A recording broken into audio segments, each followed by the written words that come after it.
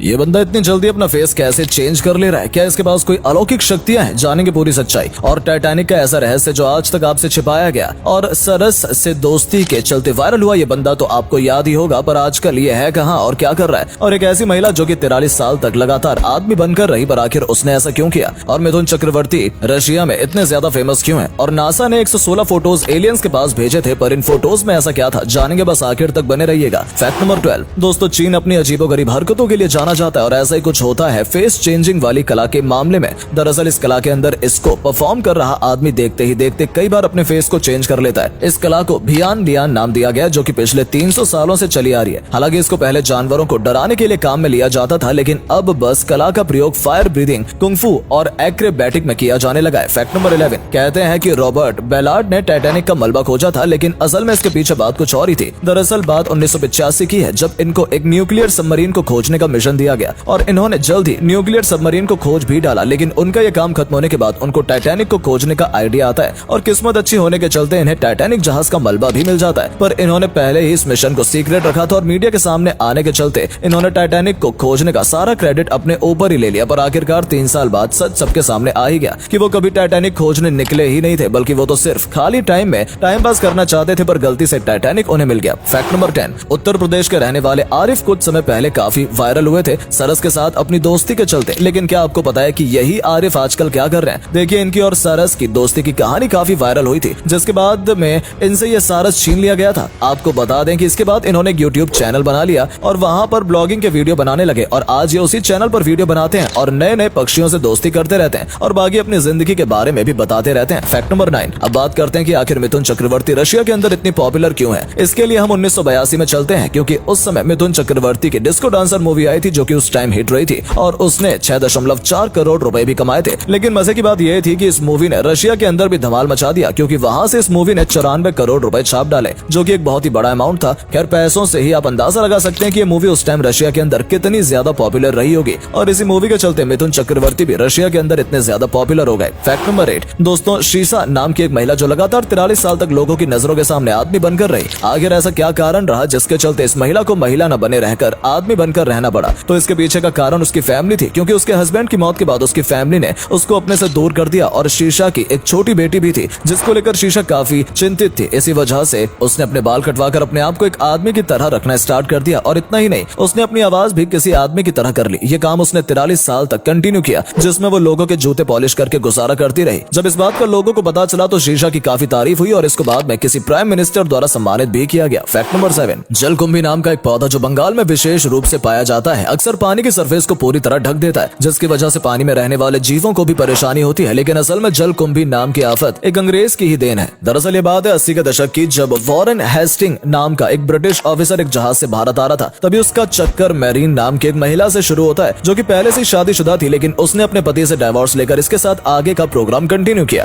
लेकिन मैरीन को blue colour के फूल काफी पसंद थे, जो कि केवल अमेज़न नदी में पाए जाते थे। लेकिन वॉरेन हेस्टिंग ने इसे बंगाल में लाकर लगा दिया और तभी से ये मुसीबत आज तक भारत में बनी हुई है। फैक्ट नंबर 6 यूरोप और अमेरिका की बात करें तो यहाँ पर सड़कों पर केवल कार ही कार दिखाई देती है, जबकि भारत से लेकर पाकिस्तान या फिर दूसरे देशों की बात करें तो यहाँ पर बाइक या फिर स्कूटी काफी ज्यादा संख्या में होती है। पर आखिर इसके पीछे का कारण क्या है? क्या इसके पीछे यूरोप और अमेरिका की अमीरी है? तो इसका जवाब है बिल्कुल नहीं, क्योंकि असल में यूरोप और अमेरिका कम तापमान वाले देशों की श्रेणी में आते हैं, जहाँ पर अधिकतर मौसम ठंडा रहता है और सड़कों पर बर्फ गिरना वहाँ पर आम बात होती है। इसीलिए ऐसी सड़कों पर बाइक या स्कूटी चलाने में बहुत खतरा होता है, इसीलिए ज्यादातर लोग वहाँ पर सिर्फ कार ही अपने काम में लेते हैं। फैक्ट नंबर 5 दोस्तों, नासा ने 116 इमेज क्लिक करके उन्हें अंतरिक्ष में एलियंस के लिए एक सिग्नल के तौर पर छोड़ दिया है, जिनमें पाकिस्तान के ट्रैफिक से लेकर भारत का ताजमहल भी शामिल था। पर आखिर नासा ने इन्हीं इमेजेस को एलियंस के लिए क्यों भेजा? दरअसल बात यह है कि नासा इन सभी तस्वीरों से साबित करना चाहता है कि हम इंसान कितने फ्रेंडली नेचर के हैं। पिक्चर्स के अंदर नासा ने हम इंसानों के बारे में एलियंस को बताना चाहा कि हम किस तरह से बने हैं, जिससे हमारी बॉडी का स्ट्रक्चर से लेकर हमारी बॉडी की सारी चीजें शामिल हैं। इतना ही नहीं, इन फोटोज में नासा ने दिखाया कि हम इंसान कार्बन से बने हैं। इसके साथ साथ नासा ने पिक्चर्स के अंदर ये भी दिखाया कि इंसान किस तरह से एक दूसरे के साथ कम्युनिकेशन करते हैं। नासा ने हमारे सौरमंडल के कुछ ग्रह को भी दिखाया ताकि एलियंस उन्हें देखकर हम इंसानों से संपर्क कर सकें। लेकिन 47 साल बीतने के बाद भी अभी तक एलियंस की ओर से कोई भी रिस्पॉन्स नहीं आया। फैक्ट नंबर 4 जब वर्ल्ड के टफेस्ट एग्जाम की बात आती है तो कई सारे लोगों के दिमाग में यूपीएससी जैसे एग्जाम का नाम आता है, लेकिन यहाँ पर हम यूपीएससी की बात नहीं कर रहे हैं। यहाँ पर हम बात कर रहे हैं चीन की नेशनल कॉलेज एंट्रेंस एग्जाम की, जो कि इतना टफ होता है कि जिसे एक ही आदमी क्लियर कर पाता है। इस एग्जाम को गावो कावो के नाम से जाना जाता है, जो कि कंटिन्यू 3 दिन तक चलता है, जिसमें 750 मार्क्स लाने होते हैं और ये हर साल जून के फर्स्ट वीक में शुरू होता है। जब ये एग्जाम शुरू होता है तो कंस्ट्रक्शन के काम से लेकर एग्जाम के आसपास की सड़कें भी खाली करा दी जाती हैं और साथ ही एग्जाम सेंटर के बाहर एक एम्बुलेंस भी खड़ी कर दी जाती है ताकि किसी को एग्जाम देखकर झटका लगे तो उसे तुरंत ही हॉस्पिटल ले जाया जा सके। फैक्ट नंबर 3, जॉर्जियाना, जो कि दुनिया का सबसे फेमस फुटबॉलर रोनाल्डो की गर्लफ्रेंड है, लेकिन इनसे जुड़ी ये बातें आप शायद ही पहले जानते होंगे। 2016 से पहले जॉर्जियाना गुची स्टोर में सेल्स असिस्टेंट का काम किया करती थी। इतना ही नहीं, इनके फादर एक ड्रग डीलर थे, इसीलिए शुरू से ही जॉर्जियाना की लाइफ इतनी ज्यादा अच्छी नहीं थी। लेकिन जब एक दिन रोनाल्डो इस स्टोर में आते हैं तो उनको देखते ही जॉर्जियाना से प्यार हो जाता है और वो उनसे शादी कर लेते हैं। हालांकि अब ये रोनाल्डो से अलग हो चुकी हैं, लेकिन अब इनकी लाइफ बहुत ही लग्जरी बन चुकी है। फैक्ट नंबर 2, अक्सर थाईलैंड के हाईवे पर जब गन्ने के ट्रक गुजरते हैं तो जंगली हाथी उनका रास्ता रोक लेते हैं और ट्रकों से गन्ना निकालकर खाना शुरू कर देते हैं। आपको जानकर हैरानी होगी कि ये हाथी हर रोज अपनी बॉडी के लिए 80 किलो गन्ना इन्हीं ट्रकों से प्राप्त करते हैं और सभी ड्राइवर मजबूरी में इन हाथियों को गन्ना खाने देते हैं। हालांकि इस दौरान हाथी थोड़ा थोड़ा करके गन्ना ट्रकों से खाते हैं, इसी वजह से ट्रक ड्राइवर भी इस चीज के लिए एग्री हो जाते हैं। फैक्ट नंबर 1, जापान में